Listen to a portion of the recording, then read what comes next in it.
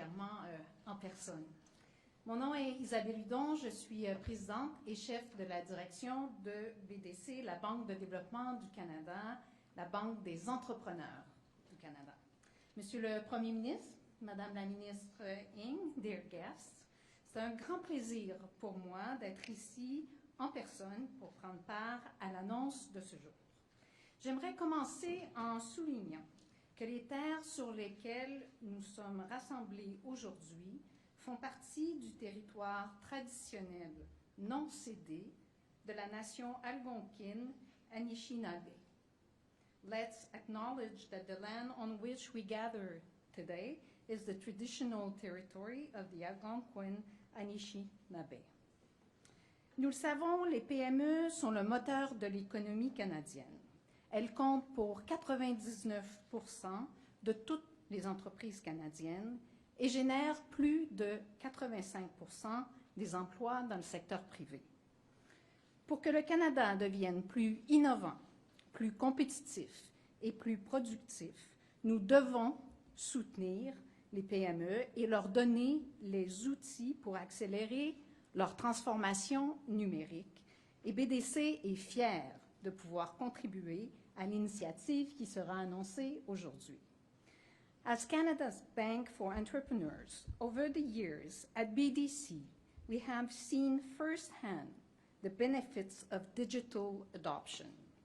Serving more than 75,000 SMEs across Canada, we have data showing that first, digitally mature businesses are faster growing. They are 62% more likely to enjoy higher sales growth. Secondly, they are more profitable.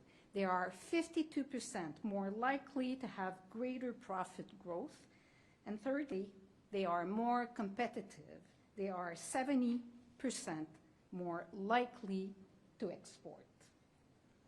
En revanche, la majorité des PME ne parviennent pas à véritablement adopter les technologies numériques. Près de 60% d'entre elles n'ont pas la maturité numérique souhaitée. Nous avons donc un défi à relever. Nous devons aider les PME à d'abord découvrir et comprendre les avantages qu'elles tireront d'une plus grande numérisation. Deuxièmement, nous devons les soutenir tout au long de leur progression vers une plus grande maturité technologique et numérique. Alors que la technologie transforme notre façon de vivre et de faire des affaires, et tout particulièrement en raison des changements profonds des comportements des consommateurs depuis les 2 dernières années, je suis heureuse de constater que collectivement, nous allons relever ce défi et offrir aux PME canadiennes et à leurs travailleurs tout ce dont ils ont besoin pour se développer et prospérer dans l'économie numérique. Without further ado, I'm delighted to welcome the Right Honourable Justin Trudeau, Prime Minister of Canada.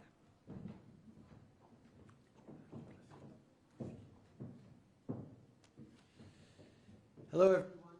Bonjour tout le monde. Merci Isabelle pour cette introduction et merci de continuer à mettre ton expérience au profit de nos entrepreneurs canadiens. Thank you to Michael Tremblay and his team for welcoming us here at Bayview Yards, where I know that technology is at the center of everything you do. It's great to be here with Minister Ng. Mary, thank you for all the work you do to help Canadian businesses thrive. Today's announcement will definitely make a huge difference for small and medium-sized businesses who want to grow and take advantage of new technologies. Mais avant de commencer, je veux faire une courte mise à jour sur l'Ukraine. Au cours des derniers jours, j'ai eu différentes conversations avec plusieurs dirigeants mondiaux, incluant Cyril Ramaphosa de l'Afrique du Sud, Macky Sall du Sénégal et Naftali Bennett d'Israël. On a discuté des efforts déployés pour mettre fin à cette invasion illégale de l'Ukraine. Yesterday, I also spoke again with President Zelensky of Ukraine. I applauded his leadership and the courage of Ukrainians. I told him that Canada would continue to be there for them. This morning, Minister Anand announced that we will be supplying more military equipment to Ukraine, including M72 rocket launchers and grenades. This is in addition to what we've already committed and what we've already sent.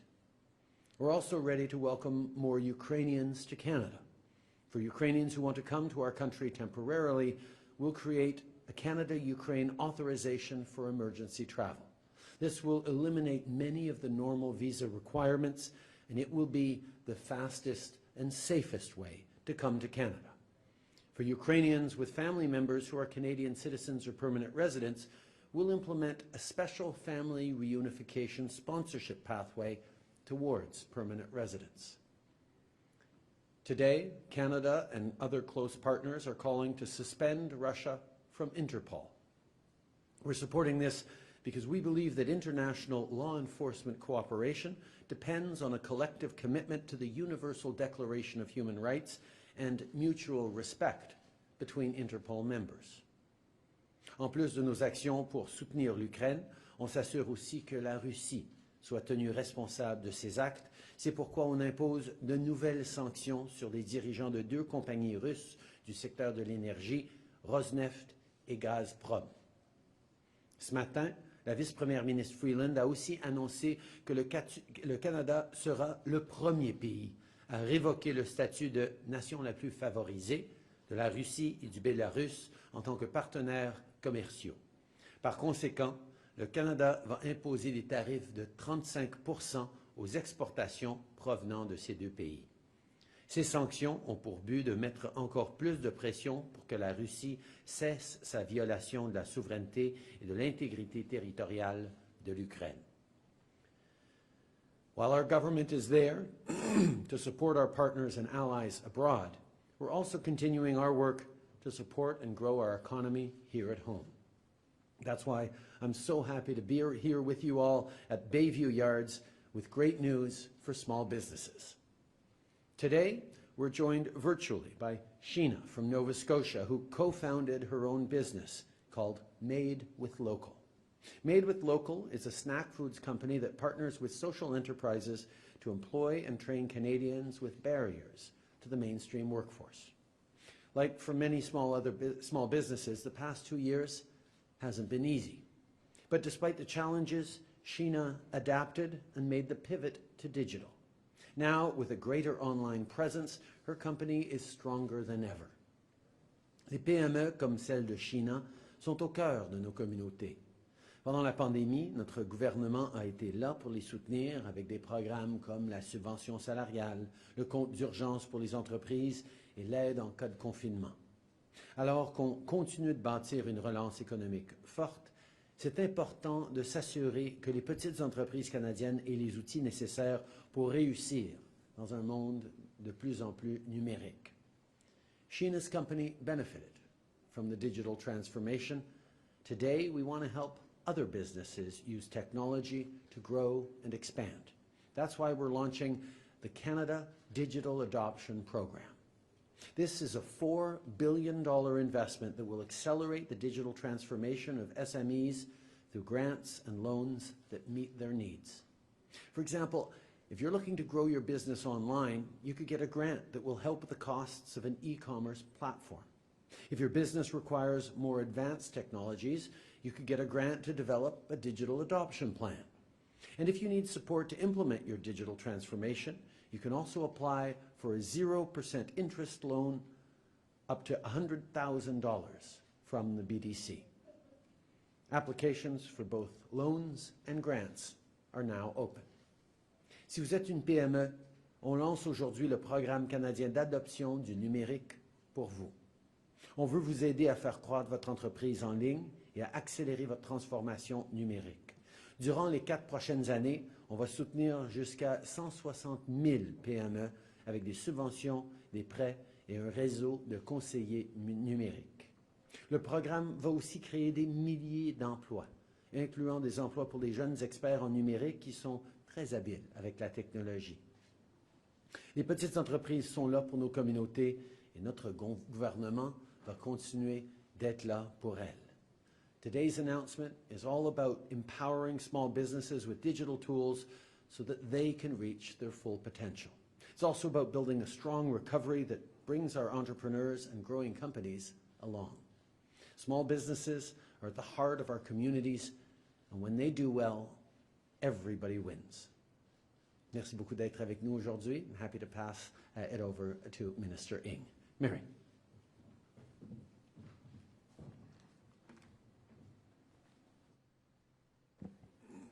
Change the height of that a little bit. Merci, Monsieur le Premier ministre, pour cette introduction chaleureuse et merci à vous tous de vous joindre à nous aujourd'hui. Thank you, Prime Minister, and good morning to everyone. I want to start by echoing the Prime Minister. Small business owners and entrepreneurs across Canada have shown tremendous resilience and have innovated and adapted throughout this pandemic. Le nombre d'entreprises qui ont adopté le numérique a été plus élevé l'année dernière que durant la dernière décennie. Leveraging e-commerce and upscaling technology has helped businesses stay open, access new customers, and get even more competitive. As the world becomes even more digital, our government is committed to setting up Canadian small businesses to be the leaders in the economy of the future. That's why today we are launching the $4 billion Canada Digital Adoption Program, or CDAP, to help SMEs grow their businesses online and to boost their business technologies. For small business owners and entrepreneurs out there, here's what today's announcement means for you. If you're a small consumer-facing business, you can receive a $2,400 grant to grow your business online. I know taking that first step can be daunting, and that's why we've developed a network, a national network of fantastic service providers and youth advisors to help you take advantage of e-commerce, implement an online payment system, do that digital marketing to reach new customers in your communities across Canada or even around the world. Just look at Montfree's Rum Cakes, a Black-owned business led by a woman in Niagara. After COVID forced her store to shut down, Christine, the owner, accessed funding from one of our women entrepreneurship ecosystems and moved her business online by creating a digital storefront. Today, Christine's sales are up more than 75%, and she exports her cakes all around North America. We will be helping 90,000 small businesses grow their business online and benefit from e-commerce, just like Christine's in Niagara and Sheena in Halifax.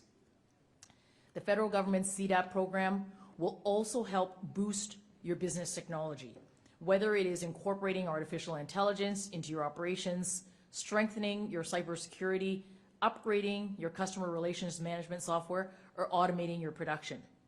Businesses can take a free online digital needs assessment to get an in-depth understanding about your business's digital DNA so that you know where your business is at.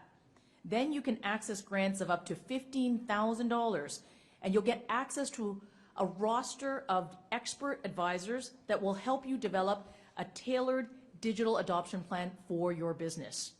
And once you have that plan that you're satisfied with, you can receive an interest-free loan from BDC for up to $100,000. You can also access $7,500 in a wage subsidy to hire a young person to help you implement that digital plan. We're going to help up to 70,000 businesses boost their business technology. Just like Ray, when he took his company, Landmark Exterior Innovations in Edmonton, Alberta, he wanted to speed up his manufacturing. So he began his digital transformation by investing in a fully automated equipment, significantly boosting his production outputs.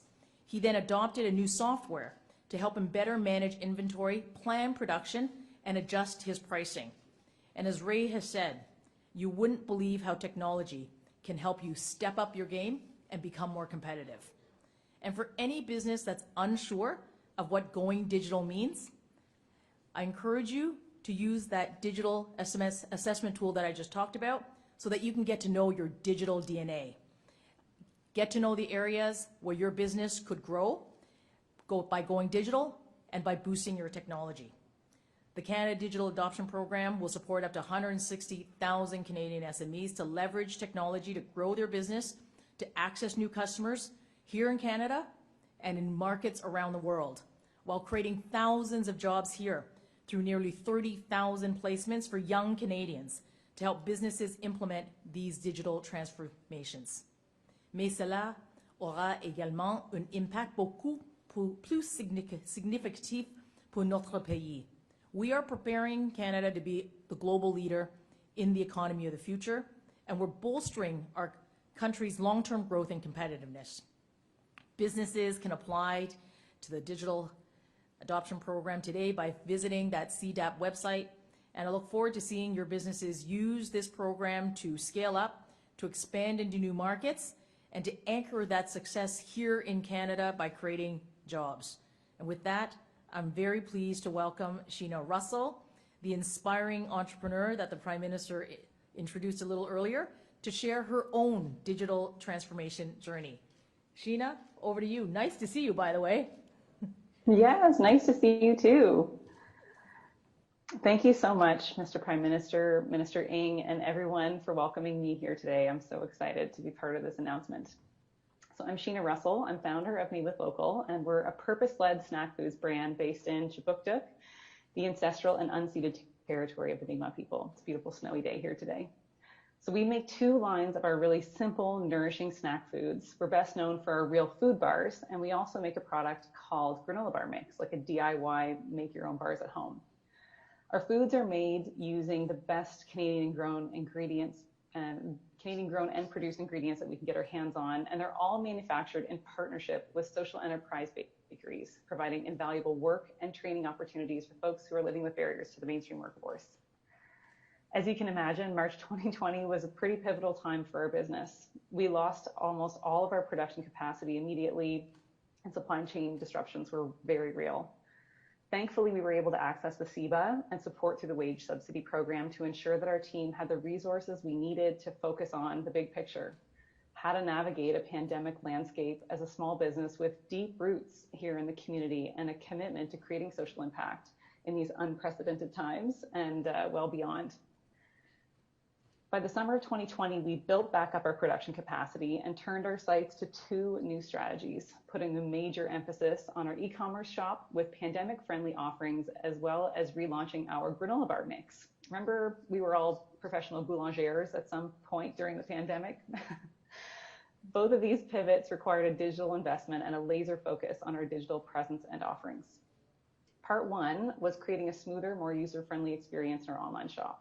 This immediately supported growth in e-commerce orders, including the size of the orders and the number of orders we were receiving monthly. Part two was to turn up the marketing on that new granola bar mix product. We launched a robust multi-channel digital marketing campaign that led to such an uprising in awareness of this product that it was soon listed at 30 Costco locations in Eastern Canada, with two of our best-selling locations actually being right there in Ottawa. This growth in the face of adversity has been bolstered by the brand that we've built to thrive in the digital space, a brand that's committed to building trust, transparency, and fostering a connection to the community. With the launch of this amazing digital adoption program, there's never been a better time for Canadian businesses to invest in creating a strong brand and online marketplace. Building a digital community and growing your business is not a thing of the future, it's the present. Thank you. Very much for that, and that concludes this part of the announcement, and we are now going to open up the floor to media.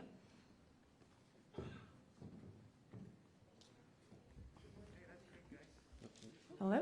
Thank you, Minister Ng. We'll now start the Q&A for 20 minutes, starting with the Toronto Star. Tonda? Sorry, we're just adjusting here. Thank you. Got a shot? Hi, Tonda McCharles, Toronto Star. Prime Minister, we understand that some Canadian companies held millions of dollars in stock in Russian firms that were hit by Canadian sanctions. So I'm wondering if you can explain what happens to that money. Are they able to legally sell that stock, or is it frozen while the sanctions are in place? And could you elaborate on your suggestion that Canadian firms might be offered some compensation? Well, first of all, I think all Canadians understand how important it is to stand with Ukraine and understand that the blame for this situation is solely on Vladimir Putin. He made a terrible mistake in underestimating the resilience and strength of the Ukrainian people, but also of the resolve of people across democratic countries to stand up to his thuggery. You cannot overturn 75 years of peace and stability that contributed to growth and opportunity for people all around the world and expect to continue to benefit from this. Now, the thing with sanctions and penalties in an interconnected world is they end up hurting everyone. There will be Canadian costs to putting these sanctions on, in addition to the costs that will happen on the global economy as we see supply lines further disrupted, as we see shortages of energy supplies in places like Europe. There will be consequences and ripples throughout the world. But this is a moment for us to stand together. This is a moment for us to step up and defend our democracies, the UN Charter, and the principles of the rule of law that we have. Of course, people who invest in other parts of the world are always taking on a certain amount of risk when you do that. We will certainly look at ways to minimize that risk for Canadians, but at the same time, we cannot hold back on putting everything forward to hold Vladimir Putin to account, to make sure that he understands that this was a terrible mistake for which he and the Russian people will pay. Following up? However, you said yourself yesterday you're looking at ways to compensate Canadian firms and industries and industrial sectors. So there's a difference between, you know, gas prices going up and whatnot, but the people who are invested there. Could you speak specifically to the question of compensation? Look, Tonda, our approach on this has been to go as hard and as fast, as quickly as we could, in coordination with our allies around the world, on demonstrating right away, even as tanks continue to roll towards Kyiv, towards encircling, as bombardments continue, that immediately we're putting in place measures that will show Putin what a mistake he's made. Obviously, this may last some time, and as we move forward in this situation, we will take a look at how we can minimize the impact on Canadians. But that's something we're always doing. We're always look as a government to try and help out Canadians who are being hurt by global events. But our priority right now is sending the strongest signal of condemnation and penalties to Putin and Russia that we possibly can. But of course, as a government, we always have Canadians back, and we will continue to look at ways where we can support Canadians who are suffering because of consequences of Vladimir Putin's actions. Prochaine question. Bonjour, M. Trudeau, Christian Noël de Radio-Canada. Un peu pour faire suivi à ça, je comprends au niveau international la raison pour laquelle le Canada impose ces sanctions. Je comprends l'argumentaire derrière tout ça. Mais c'est vous qui avez évoqué la possibilité d'avoir des compensations pour les entreprises canadiennes. Donc, je me demandais, quand vous disiez ça, qu'est-ce que vous aviez en tête? Quel secteur et quel genre de compensation? Ce que j'ai dit, c'est ce que je dis toujours, c'est qu'on va essayer d'aider les Canadiens qui sont en difficulté à cause de cette situation. Ça comprend évidemment des Canadiens pris en Ukraine, des cousins, des tantes de gens qui sont ici au Canada qui veulent sortir. Ça inclut aussi des gens qui pourraient être affectés par les sanctions de façon indirecte ou par les pénalités. Mais on n'a pas passé énormément de temps à élaborer des solutions encore parce que notre priorité doit être et continue d'être d'aider l'Ukraine. Quand j'ai parlé à Volodymyr Zelensky hier, il me demandait pour de l'aide détaillée et on est en train de regarder et de travailler avec notre gouvernement, avec nos alliés, pour répondre à la situation. Évidemment, s'il y a des Canadiens qui sont frappés de façon disproportionnée par la difficulté, on va regarder des façons de l'aider. Mais on n'est pas là encore. On est bien sûr ouvert à le faire, mais ce n'est pas une réflexion que nous avons tout de suite. Merci beaucoup. Quand on regarde l'aide, notamment militaire, que vous mentionnez, on envoie des lance-roquettes, on envoie des grenades. Ça pourrait être considéré par M. Poutine comme une action offensive, une action guerrière. Comment est-ce qu'on peut dire à ce moment-ci qu'on n'est pas en guerre avec la Russie si on envoie des armes en Ukraine? Notre réponse à l'invasion violente et irresponsable et illégale de Poutine en Ukraine, ça a été tout d'abord une réponse économique. On démontre qu'on ne peut pas renverser une paix et stabilité qui durent depuis des décennies et continuer de profiter de la croissance économique et des avantages économiques qui viennent justement de cette paix et de stabilité. Mais en même temps, on sait très bien que de renforcer l'OTAN, d'être partenaire fort avec nos alliés préoccupés par cette démonstration par Poutine qu'il ne compte pas respecter les règles de notre ordre international, nous exige de prendre des mesures pour renforcer notre présence à l'OTAN. Mais en plus, nos amis ukrainiens qui sont en train de subir une violence, une agression injustifiée par la Russie, méritent notre aide. C'est pour ça qu'on a envoyé des armements pour les appuyer. C'est pour ça qu'on est en train d'en envoyer encore, parce que c'est des amis qui ont besoin d'aide face à un agresseur irresponsable et beaucoup mieux armé qu'eux. Next question. Glenn McGregor, CTV News. Prime Minister, the other day, the Russian embassy in Ottawa put out an utterly bizarre statement filled with misinformation and distortions about what's happening in Ukraine. At what point does your government decide that the ambassador and his staff should become persona non grata and expelled from the country? The decisions will be made, like all decisions, in what is in the best interests of Canada, what is in the best interests of Canadians abroad, what is in the best interests of our friends, the Ukrainians. We understand that the ambassador in Ottawa is a mouthpiece for Putin, is saying the same kinds of things that are Russian propaganda and disinformation.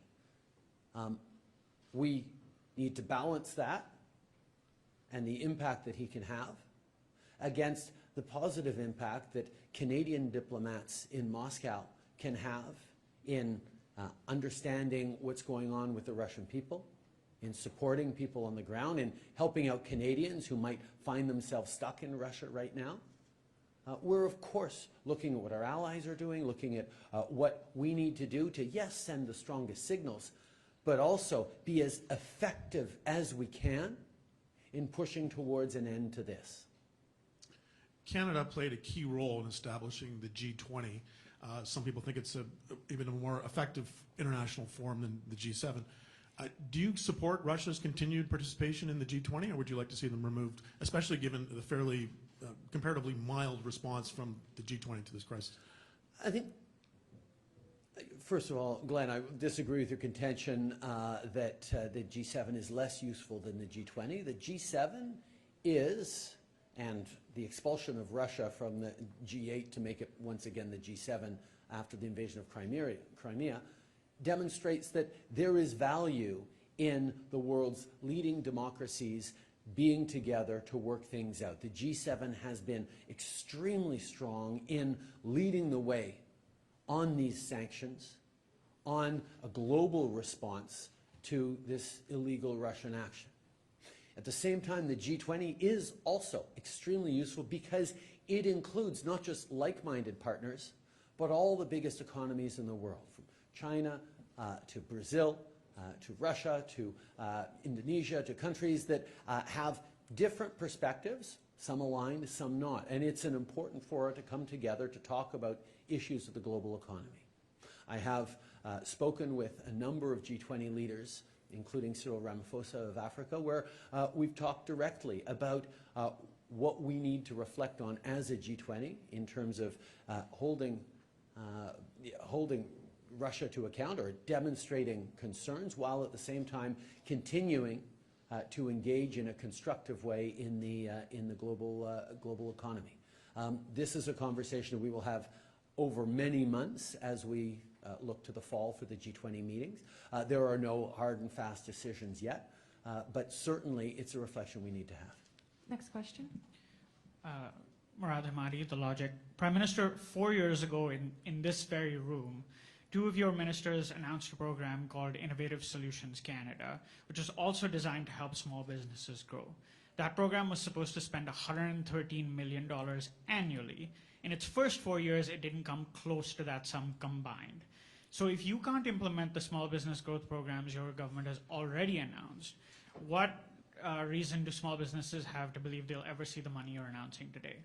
I think one of the things that we've seen over the past couple of years is this pandemic has had a huge impact, not just on Canadians, but on small businesses across the country.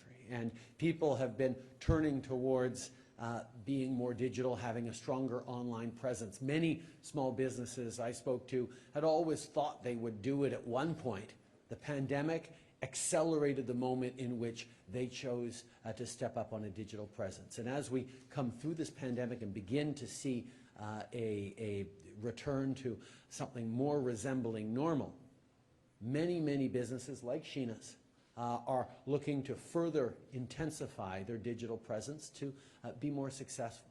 Well, what we're doing is not just providing them with concrete supports to be able to do that, we're also drawing on one of the extraordinary resources that Canada has, which are young people who are so keen, so innovative, so forward-thinking, and so at ease in a digital world that actually harnessing and creating jobs and opportunities for those young people to be paired up and share their expertise and train up in that expertise to have an impact on small businesses is bringing people together to meet the challenges of our time. And I know this is going to have a tremendous impact on small businesses right across the country.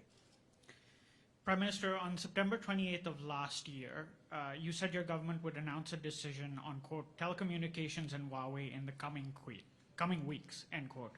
It's been 22 weeks and 2 days since you said that.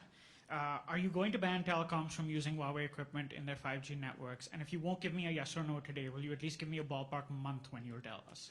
As you know very well, this is an important question for Canadian telecom industries. It's an important question for businesses, for our competitive environment. We need to make sure that people have access to telecommunications in a strong and robust way, but we also need to make sure that we're safe in our use of telecommunications equipment, that we're keeping Canadians and our information protected. That's why we've been working with allies, we've been working with experts, we've been working with all of our intelligence and security agencies on this issue, and we will have more to say in due course.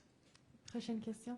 Bonjour, Monsieur Trudeau, Mylène Crête de la presse. J'aurais aimé savoir, hier vous avez parlé, il y a 2 jours vous avez parlé au président sud-africain, hier vous avez parlé au président sénégalais. Je me demandais, quelle est votre stratégie, quel est le rôle que les pays du continent africain peuvent jouer concernant la guerre en Ukraine? Je pense que c'est important que les pays à travers le monde comprennent que ce n'est pas juste une question d'un pays en Europe en train d'envahir une autre. Évidemment, on voit constamment des conflits à travers le monde, que ce soit en Afrique ou en Asie ou ailleurs, où on voit de la guerre, de la violence. Mais la décision d'un pays puissant, particulièrement militairement comme la Russie, de faire fi complètement des règles qui nous protègent tous, les Nations Unies, des principes de l'intégrité territoriale et de dire que la force donne raison, c'est inquiétant pas seulement pour l'Europe de l'Est, mais pour tous les pays à travers le monde. Et on est dans un moment où la défense de la démocratie et des principes de ces démocraties, c'est un combat qui ne peut pas juste être mené par les Ukrainiens, mais qui a une pertinence en Afrique, en Asie, en Amérique du Sud, ailleurs dans le monde. Certainement, tous les différents pays vont avoir leurs préoccupations, leurs questions, leur historique personnel en termes de relations avec la Russie et d'autres, mais de souligner à quel point nous devons d'être forts et unis pour condamner les actions qui mettent à risque tout notre système international et d'entendre et de comprendre les perspectives des Sénégalais, des Sud-Africains, des Israéliens, des gens en Asie, des gens un peu partout dans le monde, pour qu'on puisse réellement coordonner et être unis dans notre défense des valeurs et des principes sous-jacents aux démocraties. Je pense que c'est important. En deuxième question, j'aimerais savoir, on voit des reportages là, qui montrent des Russes qui tentent eux aussi de fuir le pays. Il y en aura peut-être davantage au fur et à mesure que l'impact des sanctions économiques se fait sentir là-bas. Est-ce que le Canada est prêt à en accueillir aussi? Je suis certain que des gens sont en train de réfléchir à ça. Moi, je suis plus préoccupé par les Ukrainiens qui sont victimes de cette agression russe pour l'instant. Mais effectivement, on voit que de plus en plus de Russes sont en train de réfléchir profondément à cette décision que le président Poutine a prise, cette décision pas seulement irresponsable et erronée, mais illégale, parce que les conséquences de cette décision ne sont pas juste des milliers de familles à travers la Russie qui perdent leurs enfants qui sont allés en guerre en Ukraine, mais aussi un coût économique énorme pour l'économie, pour les familles russes qui doivent exiger une réflexion sérieuse à l'intérieur de la Russie sur la direction qu'a pris le président. Next question.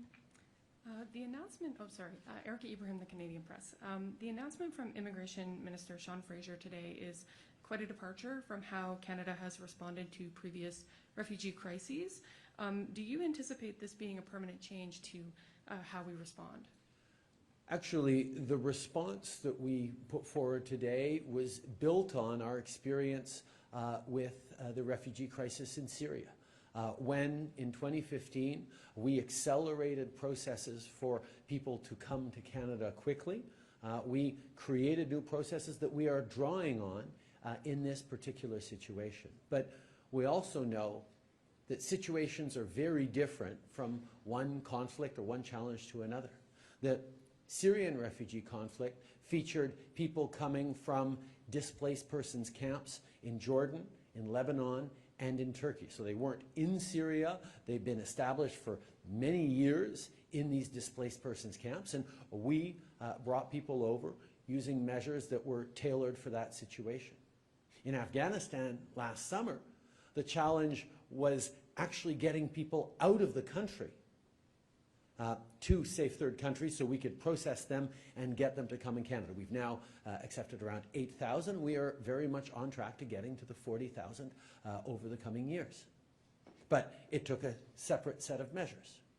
In this situation, the challenge that we're focused on is getting people not from Ukraine directly to Canada, because they are fleeing to countries like Poland, Romania, Moldova, other countries like that, where we are then able to work with them in the relative stability of a peaceful neighboring country to process as quickly as possible and bring them to Canada.